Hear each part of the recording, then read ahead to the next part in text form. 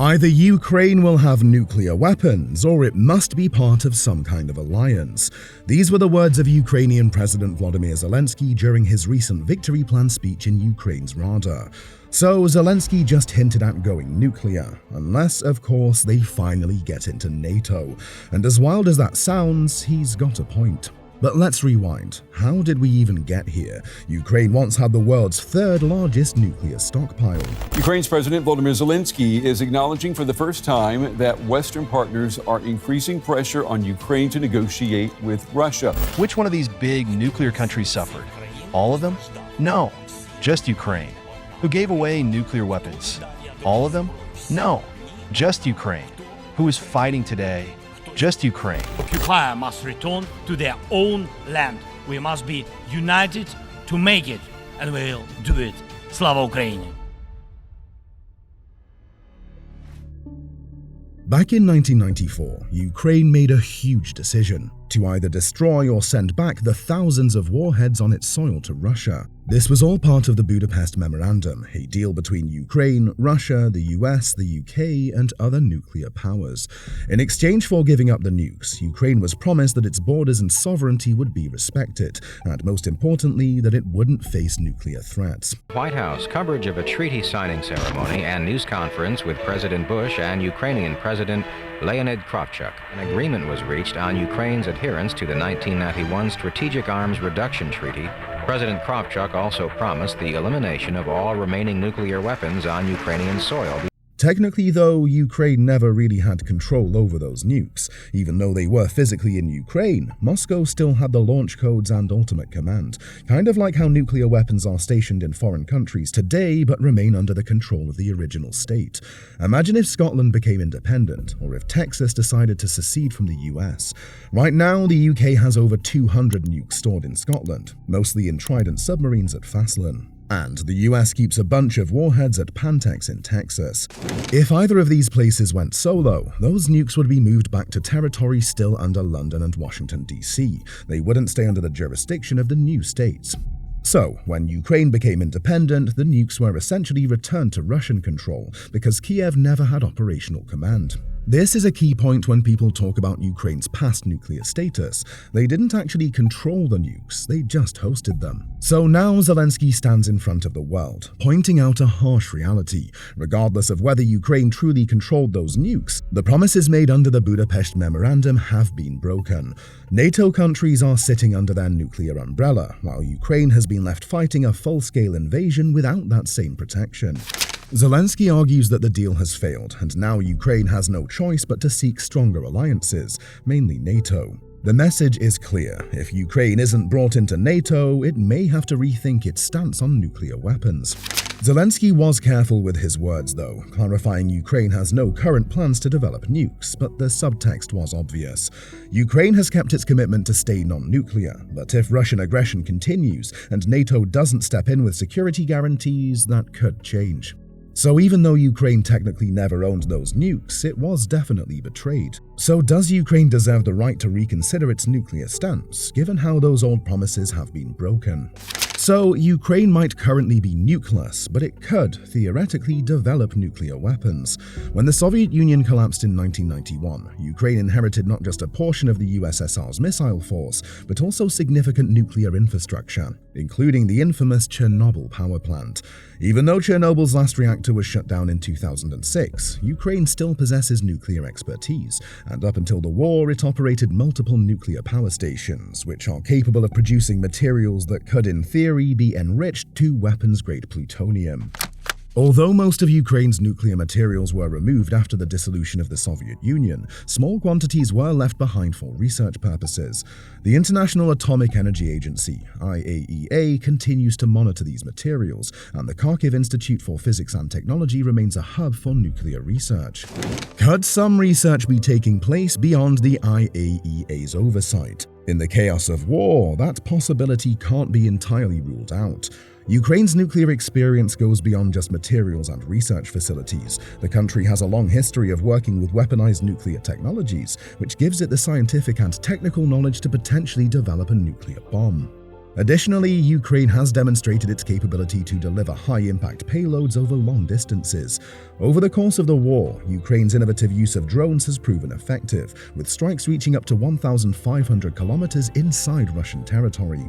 On top of that, Ukraine has been developing homegrown military capabilities like the Neptune anti-ship missile, which famously sank the Russian cruiser Moskva in 2022. The Neptune has a range of about 300 kilometers and showcases Ukraine's ability to develop precision weaponry. In clear distress and listing heavily port side, the Moskva appears to be burning internally, with smoke billowing from portholes. Ukraine claims it fired land-based Neptune missiles that struck the cruiser off the coast of Odessa. So, while the nuclear question looms, Ukraine's homegrown military advances suggest that the country is not entirely reliant on external powers for defense.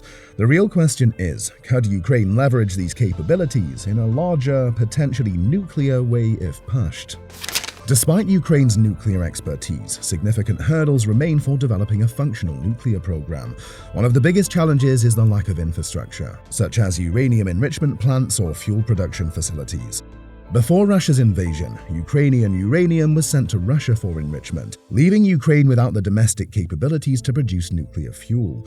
While the technical know-how may still exist, acquiring the resources and infrastructure to restart a nuclear program would be a huge challenge, especially for a nation already ravaged by war. But the real challenge for Ukraine lies in enriching fissile materials to weapons-grade levels and doing so covertly. Under intense international scrutiny from agencies like the IAEA and Western intelligence, keeping such a project hidden would be nearly impossible.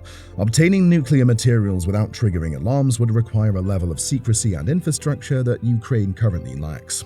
That said, the nuclear black market, exemplified by Dr. A.Q. Khan's infamous network, has shown how nuclear technology and materials can be smuggled using front companies and false documentation. This method allowed countries like Iran, Libya, and North Korea to bypass international controls and obtain sensitive nuclear components. While this path exists, it's fraught with risks, and Ukraine's current situation would make such covert operations incredibly difficult to execute without attracting global attention. Russia has ramped up its military posturing, conducting high-profile tests of its strategic nuclear forces as it continues to gain ground on the battlefield. On the other hand, President Zelensky is unable to rally crucial support from Western allies. There's been a lot of buzz around a build report which claimed an unnamed Ukrainian official said the company has both the material and knowledge to build a bomb, stating, "If the order is given, we will only need a few weeks to have the first bomb." The official also suggested that the West should focus more on Ukraine's red lines than Russia's, hinting that Kiev could leverage its nuclear expertise if needed. This lines up with past comments from Ukrainian officials, like former Ambassador Andriy Melnik, who suggested Ukraine might need to reconsider its nuclear status for self-defense. But Ukraine's presidential communications advisor, Dmytro Litvin, quickly shot down the build report, calling it baseless and accusing it of playing into Russian propaganda. He insisted these narratives only serve Moscow's disinformation agenda. Still, despite the denials, the debate over Ukraine's potential nuclear capabilities keeps stirring up discussion and uncertainty as the conflict unfolds. Ukraine, heavily reliant on Western support in its war with Russia, would face immense risks in pursuing a clandestine nuclear program. Any discovery of such efforts could lead to the loss of critical military and financial aid, sanctions, and severe diplomatic fallout, making it an unlikely option despite the theoretical possibility. Despite the denials, the mere chatter around potential nukes in Ukraine has been enough to get a serious reaction from Vladimir Putin. On October 18th, Putin made it crystal clear: Russia will not allow Ukraine to acquire nuclear weapons. He went as far as saying that any move in that direction would be met with a swift and decisive response, no matter what. So it's obvious, Russia's not just worried about Ukraine joining NATO, but also about Kiev even thinking about nuclear deterrence. Fast forward to September 2024, and Putin announced some major changes to Russia's nuclear doctrine. This new strategy, it's a lot more aggressive. Basically, Moscow has lowered the threshold for using nuclear weapons. And why? Well, the Kremlin's frustrated by NATO's growing involvement in the war, particularly since the West has been giving Ukraine the green light to strike Russian border targets with Western-supplied weapons. Meanwhile, Russia and Belarus are running tactical nuclear drills. These drills, according to Moscow, are about defending sovereignty and protecting the Russia-Belarus alliance. But let's be real, with NATO and the US backing Ukraine more than ever, Russia's doing everything it can to remind the West that its nukes are very much on the table. Putin has even hinted that Russia would use nuclear weapons in response to any aggression from a non-nuclear state that's getting help from a nuclear one. So yeah, Ukraine with NATO support. Ukraine has been firing Western missiles at Russian targets for months, but only those inside Ukraine. Russian President Vladimir Putin is warning if any hit across the border, he will consider Russia at war with NATO. So, while Russia can park its tactical nukes in Belarus, Ukraine isn't even allowed to think about building its own deterrent.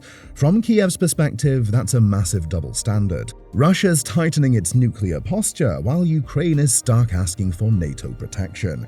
And although Putin's threats are getting louder, experts believe that this is more about flexing and posturing than any real intention to launch a nuclear strike. It's intimidation, plain and simple. Putin, for his part, has dismissed the possibility of Ukraine acquiring nuclear weapons, warning that any such move would be met with a swift Russian response, but also stating he doesn't think modern Ukraine would have the capability to produce them. Perhaps another possibility would be the idea of a nuclear sharing agreement, similar to what countries like Italy, Belgium, and Turkey have with the US, where American nuclear weapons are stationed on their territory. Although Washington retains control over the launch codes, these weapons still act as a deterrent against adversaries like Russia. However, there's no way Russia would tolerate this either, and might even react with a first strike nuclear response. But here's the thing, while everyone's worried about Ukraine developing nukes or Russia using tactical nuclear weapons, we're missing the real elephant in the room: the risk posed by Ukraine's existing nuclear power plants. Poor maintenance, lack of security, and the fact that they're literally in the middle of a war zone makes them literal ticking time bombs.